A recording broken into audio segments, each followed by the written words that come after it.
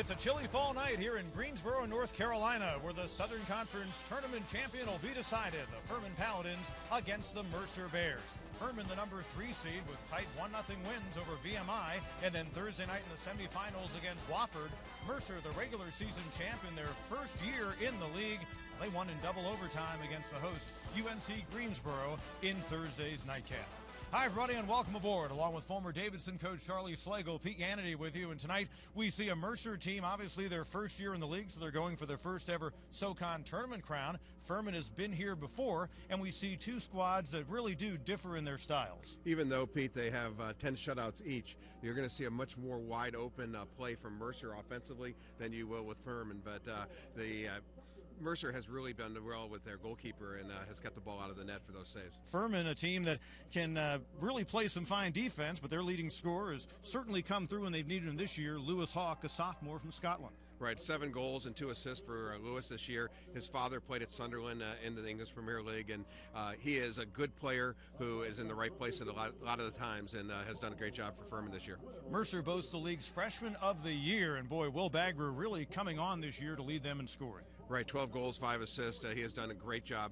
Played for Real Salt Lake Academy before moving to Dacula, Georgia last year, and he has done a good job. 12 goals, freshman of the year, and he has a lot of pace and he's got a lot of bite near the goal. He'll be around the goal all night.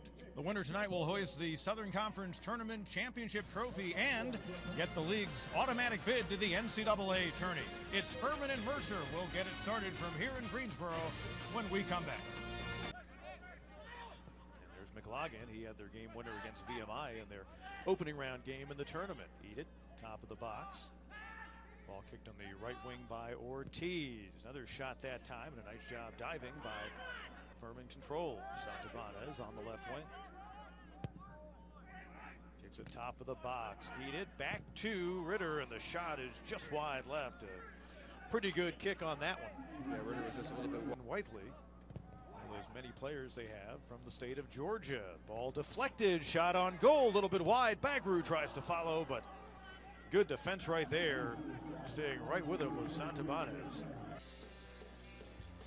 A scoreless first half between Furman and Mercer here in Greensboro. Well, we certainly hope you're enjoying this from the warmth and comfort of your home. We're in the relative warmth here field side in Greensboro, 35 degrees at game time with Charlie Slagle, Pete Hannity back with you. In opening half, again, that was played, quite frankly, with each team maybe trying to feel out the other just a bit. Even though they've played each other 2 times already this year, and both within the last month, you're going to see some action here as Furman had the better of it without question in the first 20-25 minutes, but then you saw a lot better coming back from the Mercer Bears after that. Yeah, number 9 for Mercer is going to get a lot of attention, and they're right there, unintentional by Samuels of the Bears and to Edith of the Paladins, but no doubt that's a painful moment there. It is a painful moment.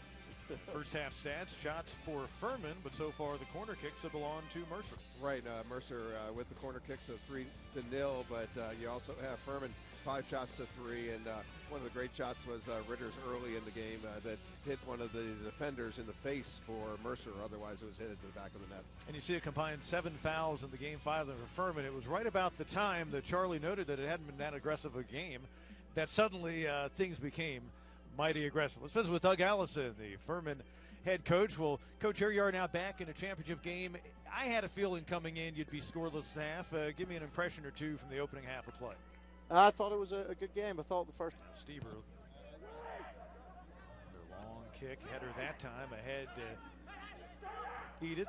Ball deflected, shot on goal, left foot, a little bit high, but a good attempt that time by Eli Penner. Whiteley comes up from behind, ball deflected ahead to Eat it to Furman. Kicks on over to Ritter. He's going to lob it ahead, trying to get it to Hawk, and said Eat it with a man between him and the goal, and a save or a ball deflected rather away by Ranjit Singh over in the corner, run down there by Paul of Furman in regulation. Ritter trying to go through defenders. Now he goes across to his left. Feeds down low to the cutter. Ball goes right wing. Eber firing ahead. The header is in and a goal for the Paladins. And who else but their leading scorer, Lewis Hawk.